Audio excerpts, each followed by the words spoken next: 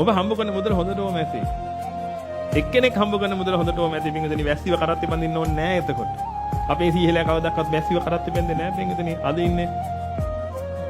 අද ඉන්න අය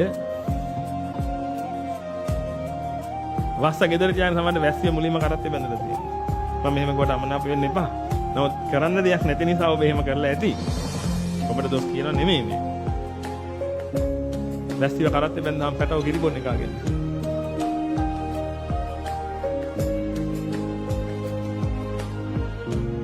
නමුත් කරන්න දෙයක් නැහැ පින්වතුනි. ඉහ පහගේ ආසාවල් එක්ක ජීවත් වෙන්න. මොකද හේතුව අර ටීවී එක දිහා බලාගෙන ඉන්ටර්නෙට් එකක් දාගෙන පින්වතුනි ලෝකේ තියෙන හැම එකක්ම බලනවා. දැන් ඔබ දන්නවා ඇමරිකාවේ මොනවද ප්‍රසිද්ධ කෑම කියලා?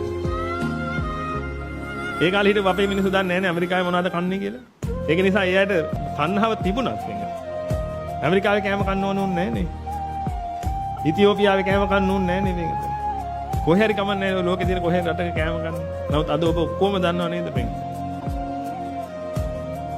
ඔය හැම රටකම දින ඔය අර කෑම හොඳයි මේ කෑම හොඳයි මේ කෑම හොඳයි කිය. ඒක නිසා පින්වතුනි ඔය හම්බ කරන සල්ලි ටික මදිනේ. ඒක නිසා වැස්සිවමක් කරන්න වෙනවා. වැස්සිව කරත්තේ බඳින්න වෙනවා. වැස්සිව කරත්තේ බැඳලා පස්සේ පින්වතුනි පැටවුන්ට කිරි බොන්න විදියක් නැහැ. පැටව මන්ද පෝෂණය හැදලා ඉන්නේ. ශාරීරික මන්ද පෝෂණය නෙමෙයි මේ. මානසික මන්ද පෝෂණය. ඔබට තේරෙයි තව ටිකක් යනකොට. ඔබගේ පැටියා මානසික මන්ද පෝෂණය කියලා. අපිට තේරෙනවා අපි කාට ඉන්න පැටව මානසික මන්ද පෝෂණයෙන් ඉන්නේ කියලා. එහෙනම් අපි වහාම දැරිසත්කාරයකට දාලා මෙන්නදනි ඉක්මනට ඒ අයගේ පෞරුෂත්වයේ නගා සිටින වැඩ පිළිවෙලක් කරනවා.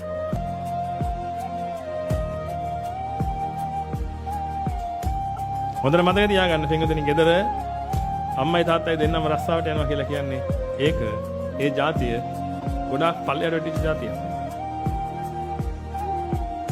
මම නැවතත් කියනවා රස්සාවල් කරන්න එපා කියලා නෙමෙයි මේ කියන්නේ. වැරදියට ගන්න එපා. මම මේ පෙන්වන්නේ මේක වැටිලා තියෙන්නේ කියන්නේ. ඒ හේතුව පින්වතුනි ඒ කියන්නේ තාත්තගේ පඩියෙන් විතරක් ඒ පවුලට යන්න බෑ. ඒ කියන්නේ ඒ ගෙදර පොළොව සස්ත්‍රීක නෑ. ඒ ගෙදර මිනිස්සුන්ට තියන නෑ.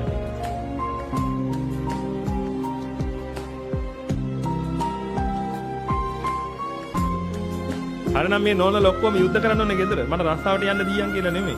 මට රස්සාවට යන්න බෑ. මම බැන්දනම් ඔබ රස්සාවට කියලා මාව පෝෂණය කරපන්. නමුත් අද ඉන්න නෝනලට වෙලා තියෙන මොකද්ද? ඔයා විතරක් රස්සාවට යන්නේ. මාත් යන්න ඕනේ රස්සාවට. කියලා අර උදේ 4 ඉඳලා නැගිටගෙන ළමයාට කිරිත් දීලා. ඒ ඔක්කොමත් කරලා රස්සාවට ගිහලා ආපහු වෙයිලා උයලා පුදුම පවක් ගෙවනවා මේක. සමන්නේ කරපු පව ගෙවෙන්නත් එපා. නමුත් හොඳට මතක තියාගන්න මේක. ඔය අපිට වෙන්නේ අපේ පින පරිසම් දෙනව නෙමෙයි. ඔය අපිට පේන්නේ මේකෙන් අපේ පව පරිසම්. දරුවන්ට අම්මගේ සෙනෙහස නැති වෙන ඔය පේන්නේ මේක. අම්මගේ සෙනෙහස මේ ලෝකෙින කාටවත් දෙන්න බෑ. ඒක සසර බන්ධනයක්.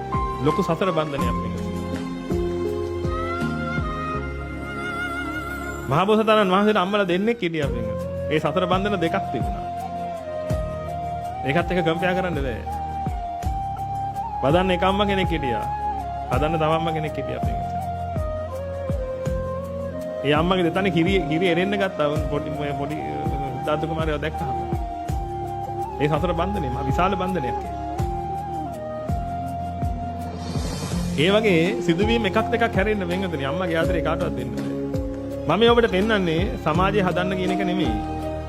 මම ඔබට පෙන්වන්නේ පින් කරන්න කියන එක. මේ හැම එකකටම හේතු වෙලා තියෙන පින නැති එක. ඒකයි මම කිව්වේ මේක රජය නෙමෙයි මේකට හේතුව. අධ්‍යාපන ක්‍රමය නෙමෙයි මේකට හේතුව. වෙන මොකුත් නෙමෙයි හේතුව. මිනිසුන්ගේ පින නැතිකම තියෙනවා. එනෝ පින් කරන්න. තව පින් කරන්න. හැමතිස්සෙම අග්‍ර කොටස දන් දෙන්න පින්වතුනි සම්බුද්ධ ශාසනය උදා රුපියල් 757 දන් දෙන්න පින්. ඒකයි මම කිව්වේ පින්වතුනි. තමන්ගේ පොල් වතු වලින් පොල් පළ දාව පූජා කරන පිරිස ඉන්නවා.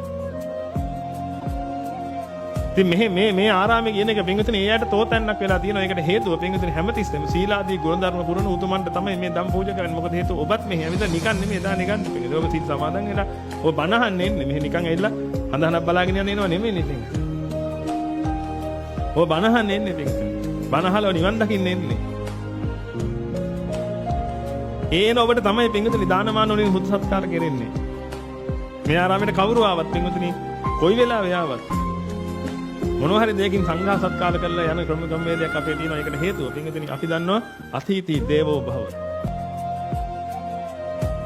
ඒ මහබෝසතාණන් වහන්සේලා කියලා දීලා තියෙන කතාව. ආගන්තුකයා කියන කෙනා දෙවි කෙනෙක් වගේ සලකන්න කියලා. එහෙනම් මේ ආරාමයට කවුරු ආවත් පින්විතනි මහ ගෙදරට එන කෙනා ඉන්නේ. මහා සංඝයාගේ රැකවරණය පතාගෙන ඉන්නේ. බඩගින්නේ නම් ඉන්නේ.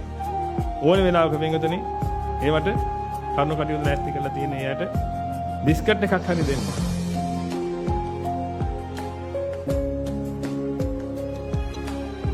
මම නෙමෙයි. ඒවා කරන්නේ කවුද? ඔබ. ඒවා කරන අයට පින්විතනි මහා පුදුම විදිහට ලැබෙනවා ඇති.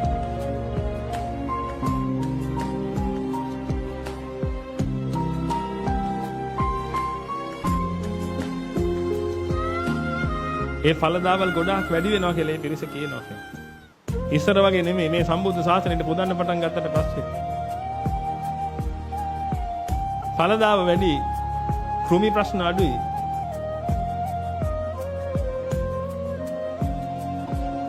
තින වෙනවකුත් නෙමෙයි. මේ ආරාමේ පටන් ගත්ත දවස් විතර ඉඳලා පින්විතනි මේ වෙනකන් තේකොළ පූජා කරන පිරිස ඉන්නවා පින්විතනි. අහලා බලන්න මොන ගැහුණාට පස්සේ. කී දෙනෙකුට තේ හදලා නැද්ද කියලා හිතලා බලන්න ආරාම. දැන් මේ දේශනාව ඉවරනාට පස්සේ තේ කීයක් හදලා නැද්ද කියලා හිතලා බලන්න. ලොකු කල් දේරන් වල තේ හදන්නේ. අපේ සීල සාධකම් මහත්මයා.